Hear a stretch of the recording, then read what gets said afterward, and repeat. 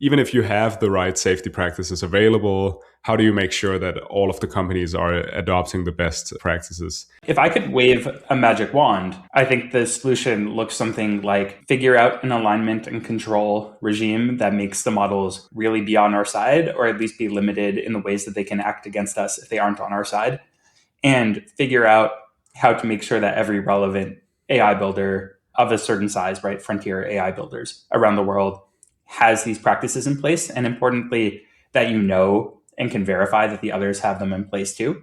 Because, if I am worried about your non-adherence to it, even if you have actually followed the practice, I still might race and try to undercut because I don't have trust in you. And so the regime we need needs to work even for groups who actively mistrust each other, like, famously the US and Chinese governments do. The specific question of what it is you are verifying, I'm not sure. I think it depends on what that alignment and control regime looks like.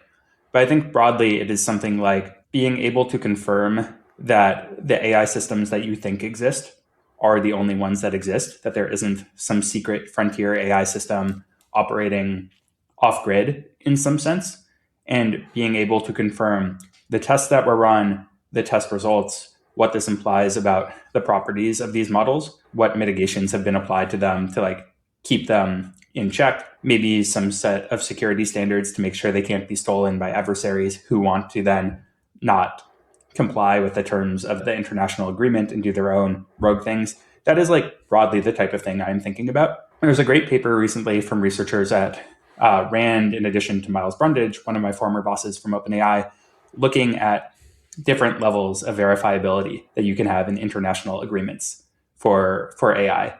A big piece here that the world hasn't really built out yet too is this kind of auditing layer. Today AI companies kind of grade their own homework. They make their own safety claims about their models. Sometimes they work with third-party testers, but basically they are making their own determinations. There isn't really oversight in the ways that you get with financial audit.